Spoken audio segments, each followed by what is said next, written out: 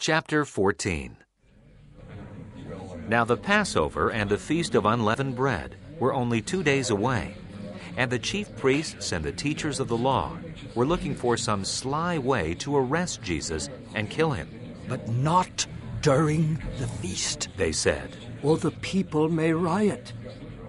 While he was in Bethany, reclining at the table in the home of a man known as Simon the leper, a woman came with an alabaster jar of very expensive perfume made of pure nard. She broke the jar and poured the perfume on his head. Some of those present were saying indignantly to one another, "Why this waste of perfume? It could have been sold for more than a year's wages and the money given to the poor." And they rebuked her harshly. "Leave her alone," said Jesus. "Why are you bothering her? She has done a beautiful thing to me. The poor you will always have with you, and you can help them any time you want. But you will not always have me. She did what she could. She poured perfume on my body beforehand to prepare for my burial. I tell you the truth, wherever the gospel is preached throughout the world, what she has done will also be told in memory of her." Then Judas Iscariot, one of the 12, went to the chief priests to betray Jesus to them. They were delighted to hear this and promised to give him money. So he watched for an opportunity to hand him over. On the first day of the Feast of Unleavened Bread, when it was customary to sacrifice the Passover lamb, Jesus' disciples asked him, "Where do you want us to go and to make preparations for you to eat the Passover?" So he sent 2 of his disciples, telling them, "Go into the city, and a man carrying a jar of water will meet you. Follow him. Say to the owner of the house he enters, 'The teacher asks, where is my guest room, where I may eat the Passover with my disciples?'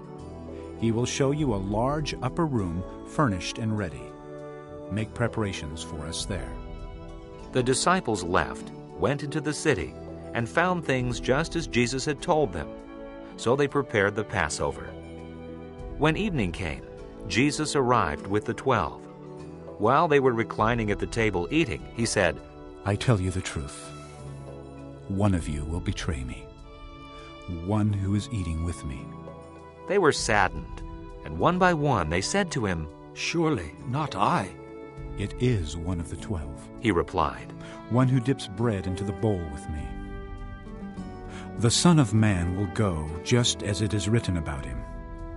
But woe to that man who betrays the Son of Man. It would be better for him if he had not been born." While they were eating, Jesus took bread, gave thanks, and broke it, and gave it to his disciples, saying, "Take it. This is my body." Then he took the cup, gave thanks, and offered it to them, and they all drank from it. "This is my blood of the covenant, which is poured out for many," he said to them. "I tell you the truth. I will not drink again of the fruit of the vine until that day when I drink it anew in the kingdom of God."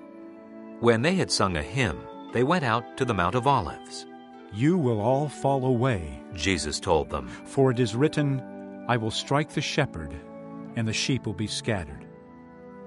But after I have risen, I will go ahead of you into Galilee." Peter declared, "Even if all fall away, I will not." "I tell you the truth," Jesus answered, "today, yes, tonight, before the rooster crows,